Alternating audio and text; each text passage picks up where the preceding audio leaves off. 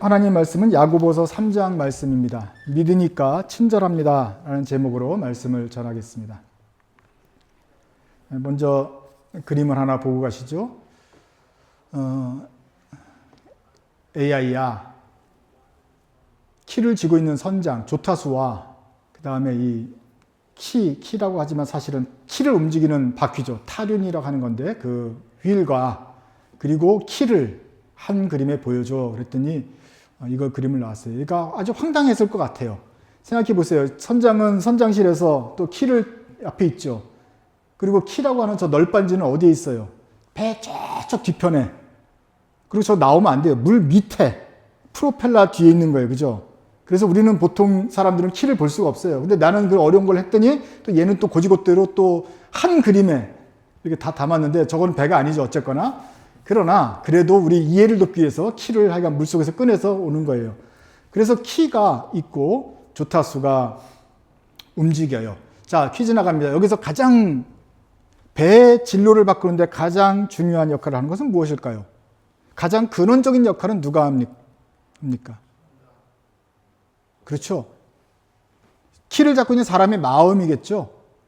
그 사람의 마음이 이 휠을 움직이고 휠에서 또 신호가 가서 이 널빤지를 움직이면 그게 키인데 키가 결국은 또 배를 또 움직이게 되는데 이 키도 중요하고 바퀴도 중요하고 하지만 이 마음으로부터 나온다 하는 것을 보면서 우리 하나님 말씀을 계속 한번 들어봅시다. 제가 옛날에 대학교 때는 굉장히 재밌는 사람이었습니다. 대학교 때 막 신났죠. 대학도 가고 뭐 예수도 믿고 하나님도 만나고 그러니까 인생에 어려울 게 하나도 없어 기뻐요. 그러니까 게다가 아주 기쁘니까 막 농담 따먹기도 하고 즐겁게 하고 시시덕거리고 또 언어 능력을 개발한다고 치고 이 사람이 농담하면 또 그걸 받아치고 그럼 얘도 또 그걸 또 받아치고 근데 그 스토리를 받아치는 스토리를 모르고 중간에 온 사람은 뭔 소리야 하는 걸 또 그걸 보면서 우리는 또 깔깔깔깔 또 웃고 거기다 또 한 번 받아치고 아주 선을 아슬아슬하게 넘나들면서 막 재밌게 놀다 따먹는 시절이 있었어요. 그러면서 하여간 모든 에너지를 다 말하는 데 썼는데 그러면서 이제 설교를 듣다 보니까 우리 목사님도 재미없게 하고 전도사님은 아주 지루하게 하고 그걸 가끔 지루하게 하는 걸 보면서 야 내가 하면 차라리 진짜 잘하겠다. 내가 하면 막 농담 따먹기도 하고 막 깔깔깔깔 다 웃게 하고 장경동보다 훨씬 더 재밌게 할 수 있겠던데 생각을 했었어요. 그러고 나서 이제 생각지도 않게 제가 신학교에 가서 목사가 되고 설교를 하지 않습니까? 그런데 생각과는 달리 이 설교단에 서는 순간 뭐랄까 하나님의 말씀을 전해야 되는 책임감이 있는 것이죠. 여기는 농담 따먹기 하는 자리가 아니고 하나님의 말씀을 대언을 하는 자리니 나의 그 위대하신 사랑하는 하나님이 말씀을 주시고 우리 성도들에게 말씀을 주신 걸 나는 전달만 하는 사람이니까 나는 성실하게 전달을 잘하는 사람으로 해야 된다는 어떤 중학 책임감이 저한테는 있어서 쉽게 그렇게 농담을 잘 못합니다. 잘 먹히지도 않고 효과도 별로 없을 뿐만 아니라 제 스스로가 그걸 못하게 됩니다. 그리고 또 보면은 이 30-40분 안에 이 말씀을 풀어서 하기도 바쁜데 거기다 농담까지 할 시간이 없더라. 그래서 못하고 또 한 번 하면 또 누군가는 상처받더라. 그 보통 농담이 누군가를 깎아내리면서 한 사람을 올리고 그래야 이 부조리 속에서 재밌는 건데 누구라도 상처받으면 안 되는 거니까 할 농담이 없더라. 이런 생각이 들어요. 그만큼 우리 말이 이제 점점 이제 갈수록 제가 좀 더 어른스러워졌다고 할 수 있겠습니다. 상황에 의해서 그렇게 됐습니다. 자, 이번에 제가 말에 대해서 좀 생각하게 된 기회가 있었는데 낯선 직장에 들어갔어요. 거기 갔더니 영어로 하는 게 힘들 뿐만 아니라 또 어떤 사람은 더 힘든 사람이 있어요. 그 중에 몇 명은 한 10분의 1 정도는 이 말에 F밤이라 그러는데 F가 계속 나오는 거예요. 한국에서도 그렇잖아요. 뭐 군대 가면 욕을 넣지 않고는 문장이 안 끝나는 사람인데 미국도 똑같아요. 그래 그 사람 마음이 착해요. 나쁘진 않아. 그런데 이 사람 입이 그냥 그렇게 붙었어. 그래서 되게 알아듣기가 힘들고 내가 그 사람하고 할 때는 동작이 굼뜹니다. 왜냐하면 머릿속으로 번역을 해야 되거든. 일단 다 알아듣고 쫙 하면서 거기서 F를 빼. 그리고 남는 거 가지고 문장을 다시 만들고 그걸 번역을 하려니까 그래서 절로 가라는 거구나. 그걸 그런데 막 F를 넣으니까 너무 힘든 거야. 그래서 다 번역해가지고 F 빼고 하니까 좀 늦게 가는 사람이 있어요. 어떤 사람은 또 그 와중에 또 나한테 긴장을 푼다고, 야, 뭐 농담을 삼아서 막 이렇게 해요. 그게 더 긴장돼요. 나한테 아무 농담 좀 하지 마. 난 지금 신경 막 쓰고 있는데 거기 농담 안 하면은 난 그 진담을 알아듣고 그 농담을 할 수 있는 여유가 없어. 그러니 농담도 나한테는 도움이 안 돼요. 어떻게 도움이 되느냐? 그냥 친절한 말. 야, 수고했다. 잘했다. 이렇게 단순하게 가야지 돌려서 잘했다 이렇게 말하는 건 도움이 안 되더라 이거예요. 그러니까 한참 긴장하고 있을 때는 그냥 단순하게 친절한 말 이런 것들이 얼마나 고마운지 모르겠어요. 저도 영어로 제가 욕을 잘 못하잖아요. 욕까지 아는 단어가 별로 없으니까 저도 그냥 좋은 말만 해요. 영어로는. 그러니 사람들이 보면서 아, 목사라서 그런지 말이 그래도 다른 사람하고 F 많이 쓰는 사람하고 다르구나. 다 마음은 착하지만 드러나는 게 조금 더 친절하고 따뜻한 사람으로 드러나겠구나 생각이 됩니다. 그런 사람들이 마음의 위로를 많이 주더라고요. 그래서 우리가 교회에서뿐만 아니라 직장에서 하나님께 주시는 일터 안에서도 재미있게 하려고 하는 말보다는 긴장을 푸는 농담보다도 사실은 이 험한 세상에서는 쉬운 말로 정직하게 단순하게 또 잘했으면 잘했다. 너 멋있으면 멋있다. 그냥 그렇게 해주는 게 참 사람들이 도움을 받겠더라 하는 생각이 있습니다. 야고보서 말씀을 하는데 우리가 1장에서는 시험을 만났을 때 마음을 다스려라. 그러고 나서 기도도 하고 그렇게 해서 기독교인들이 자기 마음을 다스릴 줄 알아야 그게 믿는 거고 그 믿는 마음으로 가야 그걸 사람들이 보면서 믿음대로 행동한다고 말하지 않겠느냐. 두 번째로는 믿는다면 차별하거나 세상 사람처럼 세상의 기준 뭐 돈 가지고 차별하지 않고 포용을 하자라고 말을 했습니다. 그 자세가 기독교인의 자세다. 오늘 세 번째는 다른 사람들을 시기하지 말고 친절하게 대해라 라는 말씀입니다. 그래서 흩어진 교회가 하나님의 말씀을 가지고 성숙을 해야 되는데 또는 우리가 이미 얻은 신자들이 계속해서 성숙하면서 이 믿음을 나의 삶에서 실천해야 되는데 인내하라, 차별하지 마라, 말 조심해라, 겸손하라, 돈 조심해라 라는 어떤 5가지 주제를 가지고 야고보서가 특별히 강조하여서 성도들에게 외치는 것이고 오늘날도 우리가 들어야 합니다. 자기가 듣고 싶은 그 삶의 실천이 아니고 성경에서 말하고 제일 우선순위를 둬서 우리한테 외치는 말씀을 듣기를 원합니다. 우리가 세 번째 3장에서는 우리 언어에 대해서 먼저 시작을 합니다. 번갈아가면서 읽어보시죠. 내 형제들아, 너희는 선생된 우리가 더 큰 심판을 받을 줄 알고 선생이 많이 되지 말라. 우리가 다 실수가 많으니 만일 말에 실수가 없는 자라면 곧 온전한 사람이라 능히 온 몸도 굴레 씌우리라. 우리가 말들의 입에 재갈 물리는 것은 우리에게 순종하게 하려고 그 온몸을 제어하는 것이라. 또 배를 보라. 그렇게 크고 광풍에 밀려가는 것들을 지극히 작은 키로서 사공의 뜻대로 운행하나니 이와 같이 혀도 작은 지체로 돼 큰 것을 자랑하도다. 보라, 얼마나 작은 불이 얼마나 많은 나무를 태우는가. 이렇게 하면서 말 조심해라. 앞에 선생이 되지 말라 1절은 결국은 선생님이 말을 많이 하니까 그러다 보면 실수가 있는 거니까 선생 되지 말라는 선생님 하지 말라는 소리가 아니고 말 조심하라는 예를 든 것이지요. 그러면서 또 하나 알아두실 게 우리 밖에 있는 말 아닙니까? 말 타고 다니는 말. 거기에 입에 재갈을 물리면 딱 이렇게 움직이게 돼요. 이게 마치 키처럼 말의 행동을 제어하지 않습니까? 배에도 키가 있는데 작은 널빤지가 배의 큰 배를 움직입니다. 작은 불도 산을 다 태웁니다. 그것처럼 아주 결정적인 어떤 역할을 하는 키의 역할을 하는 그 키가 바로 우리 입의 혀다. 혀로서 우리의 그리스도인의 행동들을 제어를 하는 경우가 있다. 그래서 말을 조심하라 라는 말을 먼저 시작을 합니다. 계속 들어보시죠. 혀는 곧 불이요 불의의 세계라. 혀는 우리 지체 중에서 온몸을 더럽히고 삶의 수레바퀴를 불사르나니 그 사르는 것이 지옥불에서 나느니라. 여러 종류의 짐승과 새와 벌레와 바다의 생물은 다 사람이 길들일 수 있고 길들여 왔거니와 혀는 능히 길들일 사람이 없나니 쉬지 아니하는 악이요 죽이는 독이 가득한 것이라. 이것으로 우리가 주 아버지를 찬송하고 또 이것으로 하나님의 형상대로 지음을 받은 사람을 저주하나니 한 입에서 찬송과 저주가 나오는도다. 내 형제들아 이것이 마땅하지 아니하니라. 자, 혀는 불의의 세계라. 혀는 우리 지청에서 더럽히고 삶의 수레바퀴를 불사르고 그 사르는 것이 지옥불에서 나는다. 모든 혀가 늘 지옥불처럼 나쁜 저주하는 게 아니잖아요.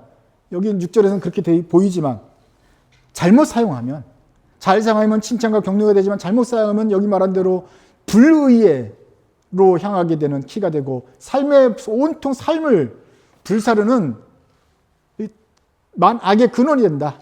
그렇기 때문에 혀를 조심해 사용해야 된다. 7절을 보면 모든 종류의 새들을 다 사람이 길들일 수 있다 그랬어요. 근데 혀는 못 길들인다. 7절에 그러는데 사실은 7절은 어폐가 있죠. 문자 그대로 받아들이면 모든 종류의 짐승을 다 길들일 수 있습니까? 도마뱀 길들였나요? 키웠잖아. 그냥 지 혼자 노는 거죠. 그냥 키우기만 한 거죠.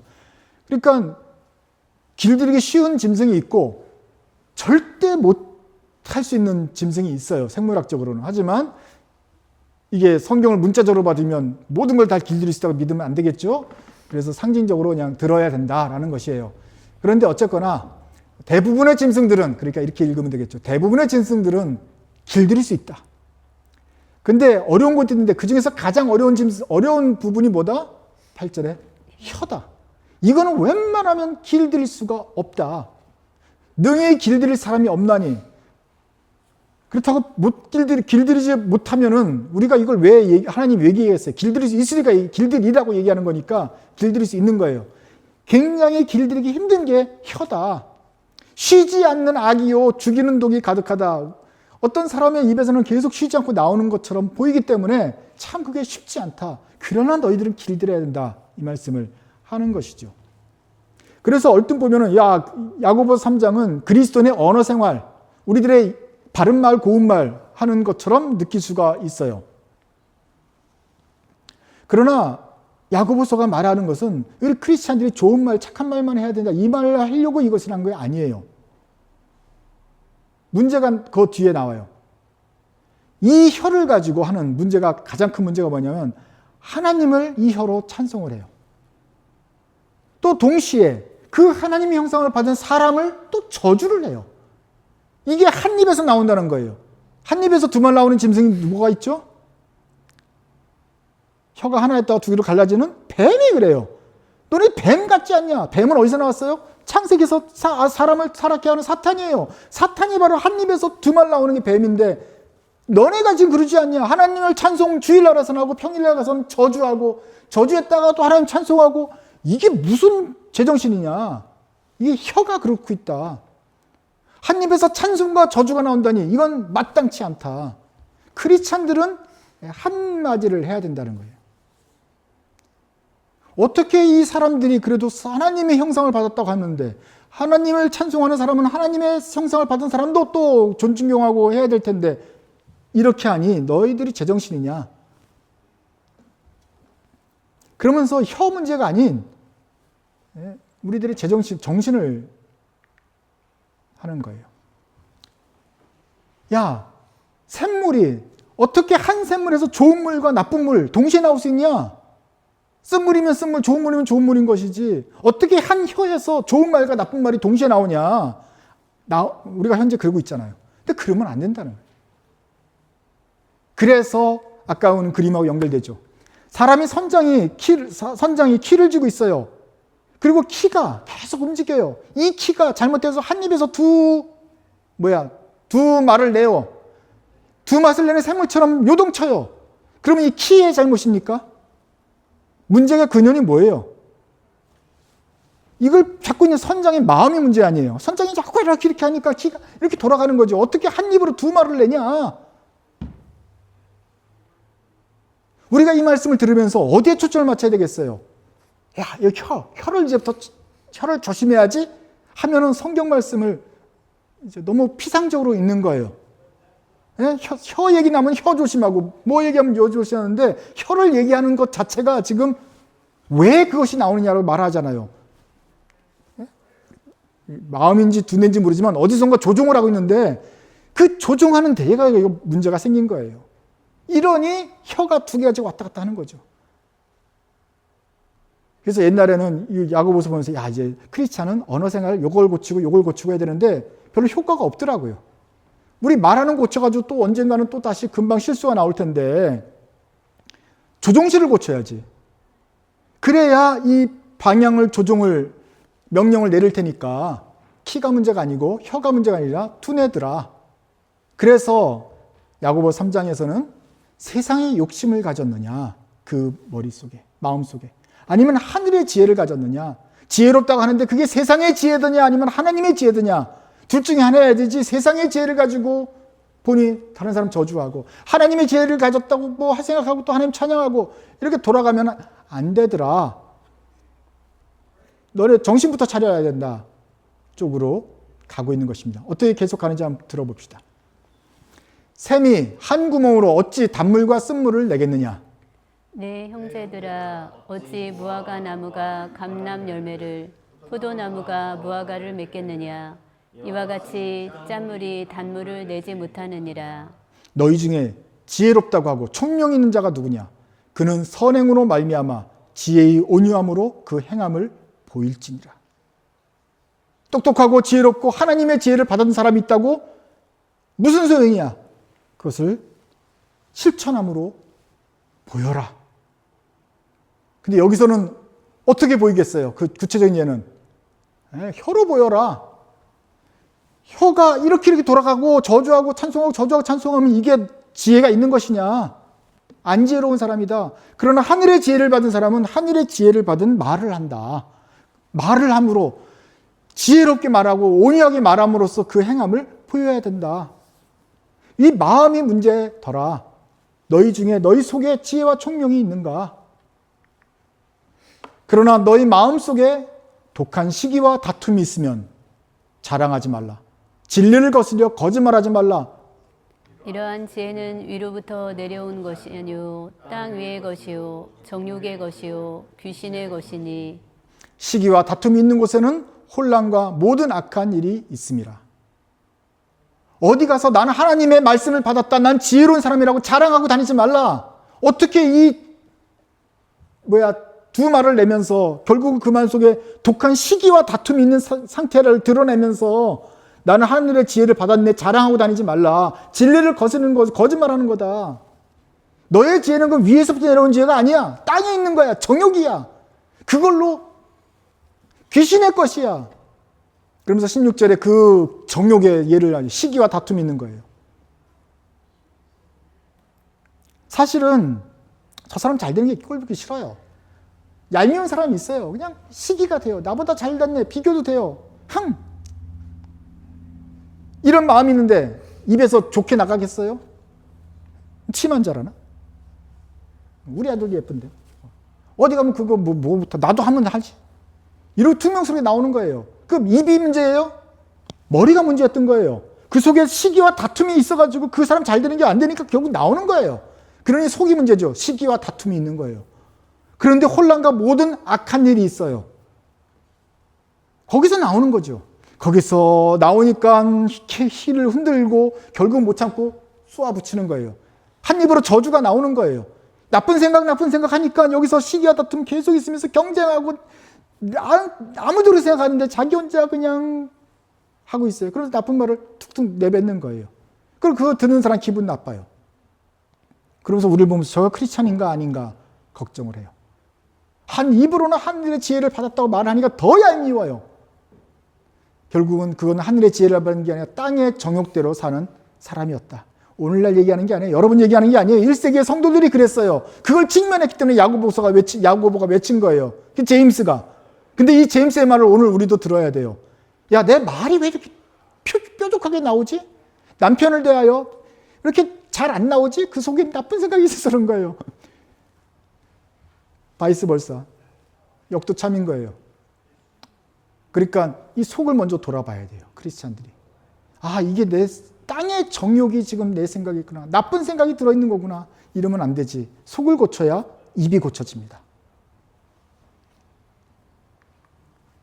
오직 위로부터 난 지혜는 첫째 성결하고 다음에는 화평하고 관용하고 양순하며 긍휼과 선한 열매가 가득하고 편견과 거짓이 없나니 화평하게 하는 자들은 화평으로 심어 의의 열매를 거두느니라. 이렇게 하면서 3장을 마무리합니다.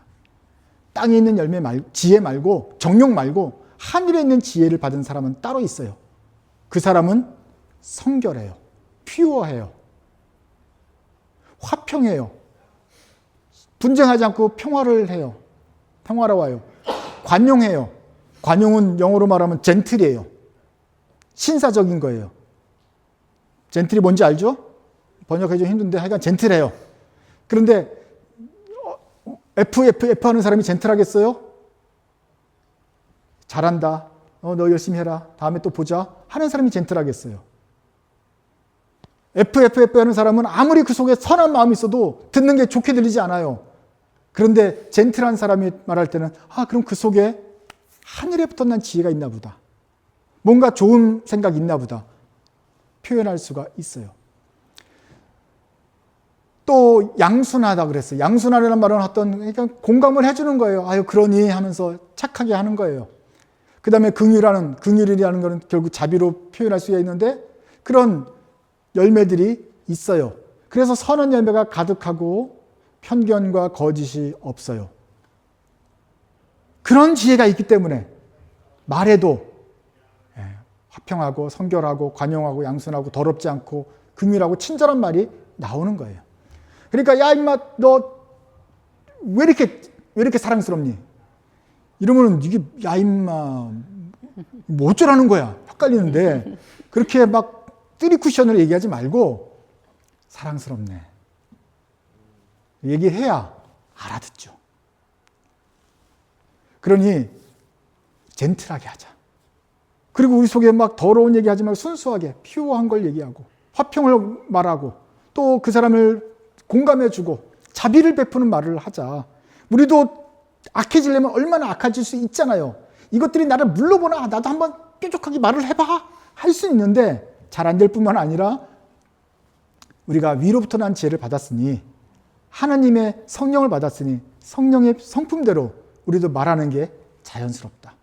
한 입으로 하나님 찬양하고 또 그 하나님 닮은 사람을 칭찬하고 격려하고 세워주는 말을 하는 게 우리한테는 당연히 지극히 당연한 것입니다. 하늘의 지혜를 받았습니까? 그러면 말로 행동으로 의의 열매를 맺으십시오. 기억하십니까? 성령의 열매가 있어요. 성령의 열매는 이것이니 오직 사랑과 희락과 화평과 오래 참음과 온유와 충성과 오래 참음과 충성과 온유와 절제니 그렇게 말했어요. 모든 그 것들이 다시 야고보서에도 다른 말로 표현해야 되는데 그것이 순수, 화평, 젠틀, 공감과 자비인 것입니다. 여러분들이 그 성령의 열매를 성령을 받은 사람들은 성령의 열매를 맺으십시오. 특별히 입에서 맺으십시오. 이 사람이 제대로 가고 있는지는 결국은 그 키를 보면서 이 배의 방향을 보면 알 터인데 우리 안에 성령을 받았고 하늘의 지혜를 받았습니까? 그러면 그 배가 나가는 방향을 보면서 사람들로 하여금 우리가 성령의 지혜를 받은 사람인지 알게 해주십시오. 자꾸 말은 저쪽으로 가면서 나는 하늘의 지혜를 받았니 하니까 세상 사람들이 우리를 헷갈려하는 거예요. 1세기부터 이게 문제였어요. 2000년 동안 문제였어요.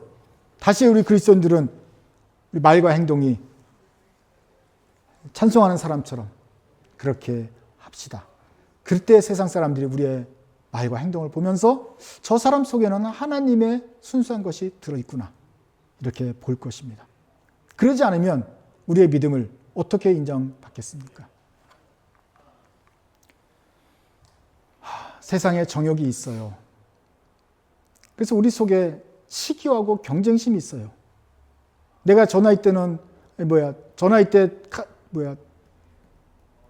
케네디는 대통령이 돼가지고 막 세상을 호령했는데 나는 지금 뭐 하고 있나 이런 것도 하기도 하고, 여고 동창생들은 쟤는 예쁜 핸드백을 가지고 다니는데 나는 이 핸드백이 왜 이러고 있나 이거 가지고 비교하고, 그러다 보면 시기하고 경쟁심이 돼요. 그러니까 저거 짝퉁 같은데 이런 말이 나오는 거예요. 저주의 말이 나오는 거예요. 이 나오는 건 속에서 나쁜 생각이 있으니까 하는 거죠. 우리가 지금 이 그리스도인 이 신분을 가지고서 계속 이 세상하고 시기하고 경쟁할 그런 짬밥입니까? 이제 좀 넉넉해지고 하늘의 지혜를 가진 사람처럼 보여야 되죠. 하늘의 지혜를 받은 사람은 의의 열매가 이 속에서 나타나고 이 성품들이 나타나고 그래서 좋은 말이 나오게 된다. 혹시 여러분들의 말을 생각하면서 조금 실수가 있었느냐? 그러면 말을 고치기보다는 먼저 근원을 찾아서 내 속에 나쁜 생각 없애고 하늘의 지혜로 다시 채우시기 바랍니다. 우리 속에 성령님이 계시니까 그 성령님과 사귀면서 그 성령님의 성품을 따라가십시오. 그래서 우리가 그 성령님의 성품이 나올 수 있도록 하시면 그대로 입도 따라가게 될 것입니다.